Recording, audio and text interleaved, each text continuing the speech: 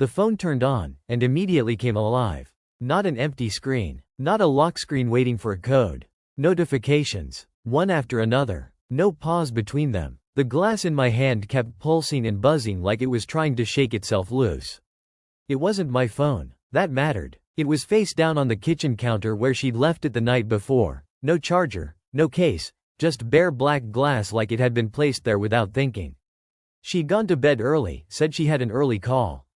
I stayed up, wiped the counters, set the timer on the coffee maker, shut the lights off. Sometime in the night, it must have died. And now, for no good reason, I picked it up, like you move someone's keys before you clean. I pressed the side button expecting nothing. Darkness. Maybe a battery symbol. Instead, the screen lit up like I'd flipped a breaker. A banner slid down before I even understood the name.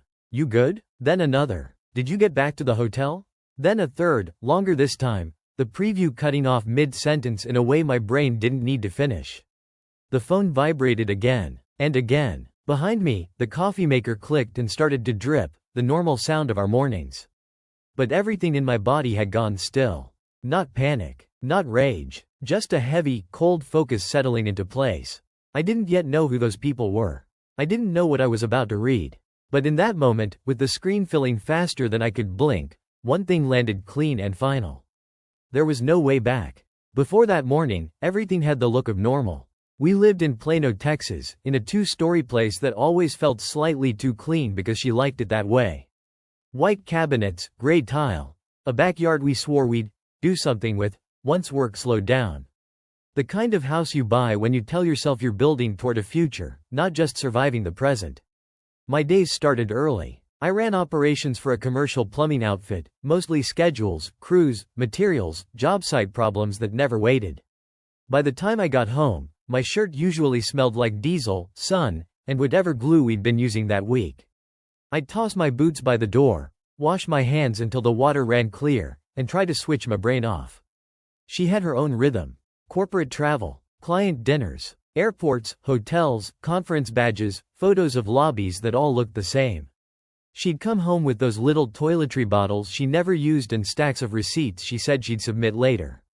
When she was in town, she liked to cook, nothing fancy, but enough to make the house feel like we were still a unit.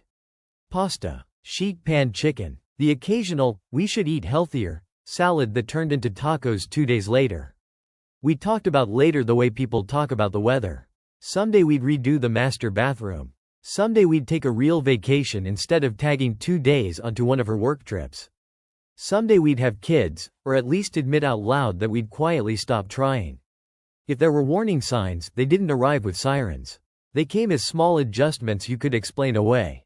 Her suitcase stayed half-packed more often than not. She got protective about her phone, but I chalked it up to work, company policy, client privacy, all that.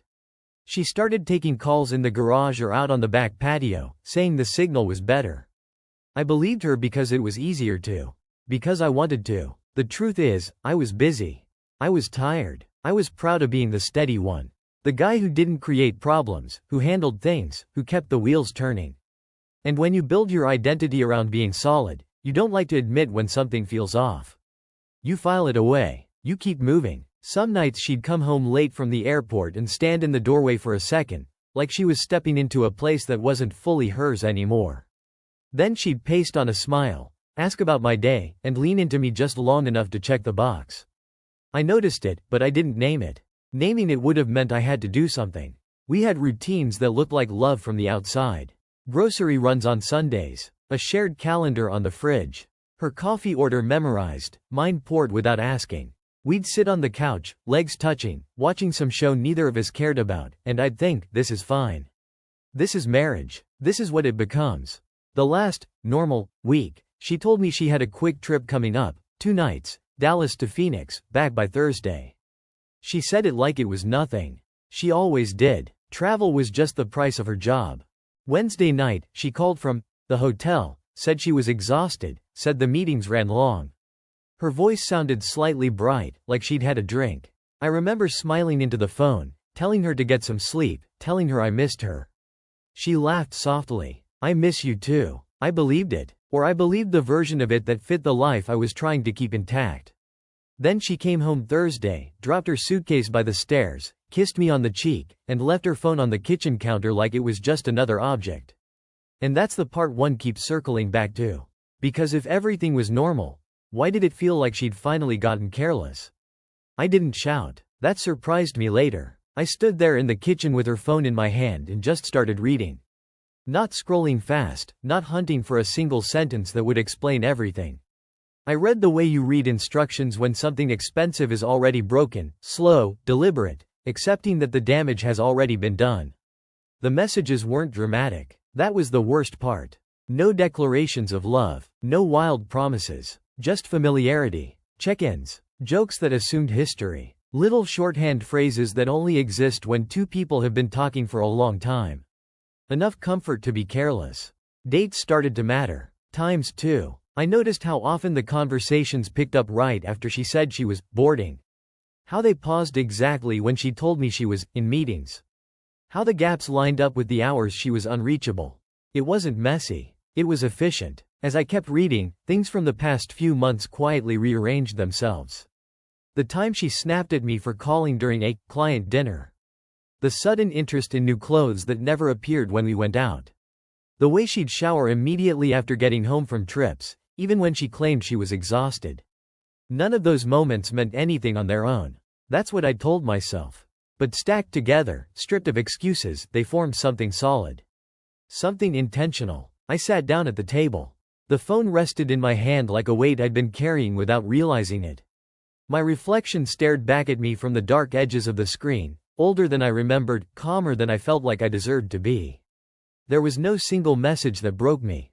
No line I could point to later and say, that was it. What broke was the story I'd been telling myself. The one where love meant trust by default. The one where absence always had a reasonable explanation. I started paying attention to language. How was your night? Instead of, did you sleep? Wish I was still there, without saying where. Inside jokes I wasn't part of, but apparently never needed to be. This wasn't new. It was maintained. And somewhere between reading the third thread and the fourth, something inside me shifted. I stopped feeling like a husband discovering a betrayal and started feeling like an observer reconstructing a timeline. The emotion didn't disappear. It moved aside. I realized I wasn't angry yet because anger assumes surprise. This was something else. Recognition. The past stopped being fuzzy. It sharpened. Her travel calendar. The credit card statements I never really looked at. The way she'd correct small details in my memory, gently but firmly, like she needed the narrative clean. I understood then that she hadn't just been lying. She'd been editing. And I'd let her, because it was easier than questioning the version of our life I wanted to believe in. The phone buzzed again. Another message came in, casual, unafraid. You still up? I locked the screen and set the phone face down on the table. In that moment, I knew something important had already happened, even if nothing had been said out loud yet. I wasn't reacting anymore. I was collecting. And once you start seeing patterns, you can't unsee them. The room felt very quiet. Not empty. Clear. At some point that morning, without a clean line marking when it happened, I stopped looking for explanations. Not for her. For myself. I realized how much energy I'd spent trying to keep things smooth.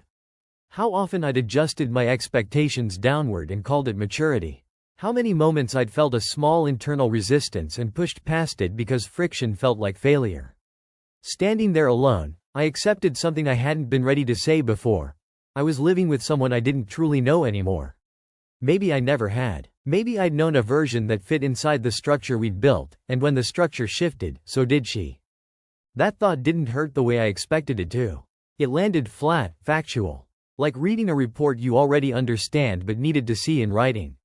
I made coffee and sat at the table across from the phone, untouched. Steam curled up from the mug and disappeared. The house stayed quiet. She was still asleep upstairs, wrapped in a reality I hadn't shared for a long time. I felt strangely calm, not relieved, not numb, just steady. The part of me that used to argue, maybe this is fixable, maybe I missed something, maybe I'm overreacting, went silent. I didn't shut it down. It simply had nothing left to say. What replaced it wasn't bitterness. It was clarity. I understood then that this wasn't about a single betrayal. It was about a long series of choices that required me not to look too closely. Choices she made, and choices I supported by staying comfortable. By trusting without verifying. By confusing peace with truth. I wasn't angry at her in that moment. I was disappointed in the architecture of the life we'd built. It looked solid from the street, but inside, too many load-bearing pieces had been removed quietly.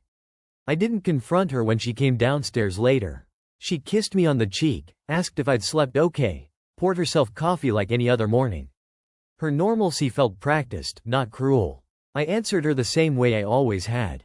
Fine. Busy day ahead. Travel schedule still the same. She nodded, distracted, already elsewhere. And that's when I knew I wouldn't say anything yet. Because I wasn't trying to win an argument or force a confession. I wasn't interested in apologies that arrived before understanding. I needed to know the full shape of what I was dealing with. Not to punish her, to orient myself. So I decided to wait. Not passively, not hopefully, deliberately. I accepted the reality as it was, not as it used to be or as I wanted it to return to. And with that acceptance came an unexpected sense of control, not over her actions, but over my own. For the first time in a long while, I wasn't guessing anymore. I was awake. I didn't say anything. That became the point. Once I stopped trying to explain things to myself, watching became easy. Not in a dramatic way. Just quiet attention. The kind you develop on job sites when you know something is wrong but haven't pinpointed where yet. You don't touch anything. You let the system show you its weaknesses. She didn't change right away. That was telling. People expect guilt to make someone nervous, but confidence comes from repetition. She moved through the house like she always had. Coffee, emails, suitcase by the stairs, a kiss that landed near my cheekbone instead of my mouth. I noted it, didn't react. I noticed how she checked her phone first thing in the morning before speaking. How she angled the screen slightly away from me even when there was no reason to. How often she said, "I'll call you later," and meant it for someone else. I paid attention to timing. When her flights landed, when she claimed delays, when she said she was exhausted but somehow still energized enough to talk late into the night, just not to me. The patterns repeated, cleanly, predictably. I didn't dig through her things. I didn't follow her. I didn't ask leading questions. I let her continue as she was, because lies are heavy. People drop pieces without realizing it. She became more careless with details. A meeting moved cities. A client changed names. Small corrections slipped into conversation, always framed like I'd misremembered. I stopped correcting her back. At work, I started organizing quietly. I separated finances in my head before I did it on paper. I pulled statements during lunch, scanned them once, then again slower. Hotel charges that didn't line up with her calendar. Ride shares taken late at night when she said she'd stayed in. Nothing explosive, just enough to confirm consistency. At home, I stayed steady. Polite. Predictable. The version of me she expected. That consistency made her comfortable. Comfort makes people sloppy. She started leaving her phone in the other room again. She laughed more easily. She complained about stress in a way that sounded rehearsed. Like someone trying to justify their own behavior out loud. I realized then how easy lying becomes when it's rewarded with peace. The facts stacked themselves without effort. I didn't have to push. I didn't have to test her. Reality did the work for me. All I had to do was stay quiet long enough to see it clearly. And the clearer it became, the less personal it felt. This wasn't about desire or dissatisfaction. It was about compartmentalization, about maintaining two versions of herself and assuming neither would ever collide. I wasn't being betrayed by impulse. I was being managed. That understanding changed something fundamental. I stopped feeling like the injured party and started feeling like a stakeholder exiting a bad arrangement. There was sadness in that, but it was distant. Contained. When she left for another trip, she hugged me longer than usual. Not tighter, just longer. As if duration could substitute for honesty. I let her go. Then I sat at the kitchen table and wrote dates down on a legal pad. Just dates. No commentary. No emotion. A simple list. It felt less like mourning and more like preparation. And for the first time since the phone lit up in my hand, I understood that silence wasn't avoidance. It was leverage. Eventually, it stopped being something that existed only between us. That transition didn't come with drama. No explosion. No confession. It arrived quietly, the way consequences usually do, through logistics. Through calendars and signatures and phone calls that didn't involve her at all. I scheduled a consultation with a lawyer on a Tuesday afternoon, slipped it between a site walk and a supplier call. I didn't feel nervous walking into his office. I felt practical. We talked in hypotheticals that weren't hypothetical at all.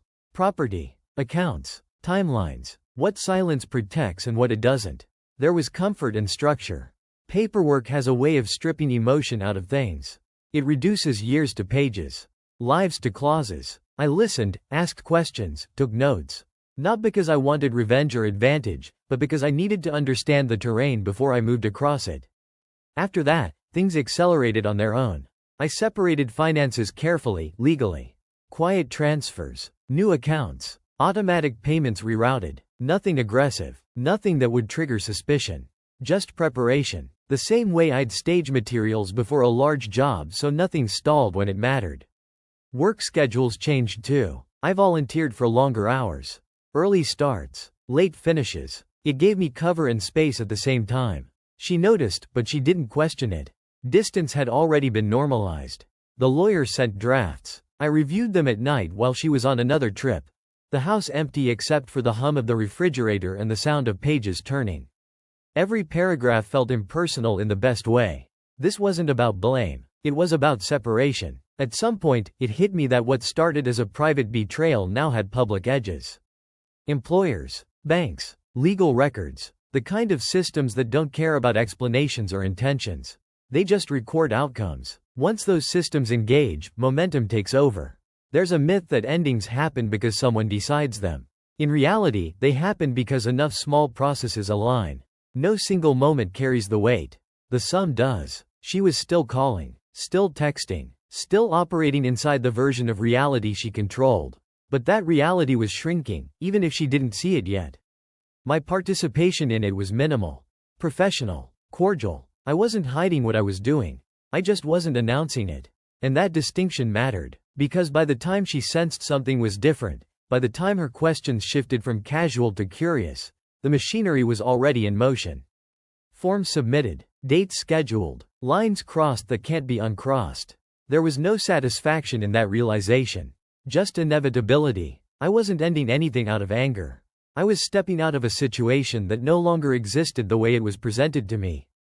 The paperwork didn't create that truth. It just acknowledged it. When the lawyer said, "Once this starts, it doesn't really stop," I nodded. I already knew. Some processes, once initiated, don't require belief or agreement. They only require time. And time, I had finally stopped trying to negotiate with. We eventually talked. That part was unavoidable. It happened on a Sunday evening after she got back from another trip, her suitcase still by the door, the house smelling faintly like airport coffee and unfamiliar soap. She stood in the kitchen longer than usual, pretending to look for something in the fridge she didn't need. "You've been distant," she said finally. Not "Are you okay?" Not "Did I do something?" Just an observation, framed carefully enough to invite denial. I didn't sit down. I leaned against the counter and waited. She filled the silence herself. She always had. Work stress, travel fatigue, feeling disconnected. She talked about pressure, about expectations, about how hard it was to balance everything. She apologized in broad strokes that never landed anywhere specific. "Sorry if I've been distracted. Sorry if things feel off. Sorry if you feel neglected." I listened without interrupting. At some point she started crying, the quiet, controlled kind. She asked questions then. Was I unhappy? Did I still love her? Did I want to try counseling? I answered selectively. Short sentences. Neutral tone. No accusations. No details. I wasn't withholding to be cruel. I just didn't see the value in reopening a role I'd already stepped out of. Because returning to the version of myself that didn't see clearly was no longer possible. She noticed that before she understood it. "You're not angry," she said, confused. "That scares me." I nodded. That was fair. Anger would have meant engagement, negotiation, a chance to reshape the story. Calm meant finality. She asked if there was someone else. The irony didn't move me. "No," I said, and that was the truth. She tried to reach for my hand. I let her, but I didn't hold on. The conversation circled for a while, her words looping, searching for traction. I stayed where I was.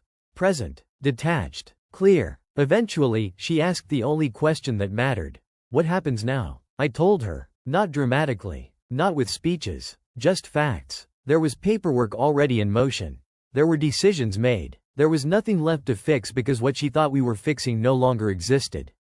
She stared at me like I'd spoken in another language. "This feels sudden," she said. I almost smiled. It wasn't sudden. It was just no longer hidden. She said she needed time. She said she didn't recognize me. She said this wasn't fair. I didn't argue any of it. Fairness assumes symmetry. We hadn't had that in a long time. When the conversation ended, nothing slammed. No doors. No raised voices. She went upstairs. I stayed downstairs. The house held us separately, like it had been doing for months already. I realized then that the hardest part wasn't saying goodbye. It was accepting that I'd already left long before this conversation ever happened. After that conversation, things unfolded without much input from me. That's the part people don't expect. They imagine control as action, decisions, commands, force. What actually happened was the opposite. I stepped back, and everything kept moving anyway, like a machine that no longer needed an operator. The papers were filed. Dates were set. Notices arrived in plain envelopes that didn't look important until you opened them. I read everything once, signed where I was supposed to, and put it back in the folder. No hesitation. No rereading. She reacted in waves. Some days she was quiet, careful, moving through the house like a guest afraid of overstaying. Other days she was sharp, asking why I'd done this, why I hadn't fought harder, why I'd made decisions without her. I didn't engage those questions. They were built on an assumption that we were still negotiating. We weren't. She packed slowly. Too slowly. Drawers opened and closed without much leaving. I didn't rush her. Deadlines existed whether she acknowledged them or not. Time did its work without my help. Friends reached out. Mutual ones at first, cautious, trying to feel out the situation without taking sides. I kept my answers brief. Neutral. I didn't offer details. I didn't need allies. I needed clean lines. At work, everything stayed steady. That mattered more than I expected. Showing up, solving problems, watching days pass with structure gave me something solid to stand on. When you stop trying to control outcomes, routine becomes an anchor. The house emptied gradually. Her things left in batches. Suitcases first. Clothes. Shoes. The bathroom lost its extra bottles and jars. The silence changed tone, not heavier, just more honest. I didn't watch her leave the last time. I was already gone for the day. When I came home, the guest room was empty, the closet lighter, the fridge reorganized in a way that made sense only to her. It felt less like abandonment and more like completion. I noticed how little I felt. Not because I was suppressing anything, but because the emotional work had already been done. Grief had arrived earlier when the truth first settled. What remained now was logistics. I didn't control how things ended. I allowed them to end in the shape they naturally took once pretense was removed. That distinction mattered to me. Control would have meant interference, justification, attempts to soften or harden the landing. Letting it finish itself meant accepting that some stories don't need direction once they're already over. The last thing to go was her key. She left it on the counter with a note that said thank you for everything. No signature. No explanation. I threw the note away and put the key in a drawer. Not because it meant nothing, but because it no longer needed to be carried. When the final confirmation came through, when the process officially closed, I felt no rush of victory or loss. Just a quiet acknowledgement. Something had finished moving, and I was no longer standing in its way. The divorce wasn't a victory. It wasn't a defeat either. That language never fit. Victories require opponents. Defeats require loss. What happened felt closer to a system shutting down after it had already failed, quietly, long before anyone noticed the alarms were useless. The final papers arrived without ceremony. No meeting. No courtroom scene. Just a confirmation number and a date that marked when something stopped being legally shared. I read it once, nodded to myself, and closed the folder. That was it. I didn't celebrate. I didn't drink. I didn't call anyone. I went to work the next morning like any other day. There's something grounding about routine when the big things end. Jobs still need crews. Schedules still need answers. Pipes still burst whether your marriage survives or not. I found comfort in that indifference. The world didn't pause for my personal reckoning, and I didn't need it to. People asked careful questions. Some meant well. Some were just curious. I gave them all the same level of access, which was minimal. I wasn't hiding. I just didn't feel the need to narrate. At night, the house felt different, but not empty. Quieter in a way that didn't demand filling. I cooked simpler meals. Left lights off. Let rooms exist without purpose for a while. There was no ghost of her moving through the space, no sudden ache when I passed the stairs. That pain had already come and gone earlier when I'd first understood the truth. What surprised me most was the absence of regret. Not because I thought everything had been handled perfectly, but because regret assumes there was a version of the past that could have survived with better effort. I no longer believed that. Some structures fail because they're unsound, not because someone didn't care enough. I didn't miss the marriage. I missed the idea of it. And once I separated those two things, the grief lost its grip. Weeks passed, then months. Life simplified itself. Fewer explanations, fewer adjustments, fewer negotiations about things that didn't matter. I slept better, thought clearer. The constant low-level tension I'd normalized was gone, and I hadn't realized how much space it took up until it disappeared. The ending didn't teach me anything profound. No grand lesson, no cinematic insight. It just confirmed something simple. When something stops being real, the most honest thing you can do is let it end. And when it finally does, quietly, without spectacle, you don't owe it anything more than acknowledgement.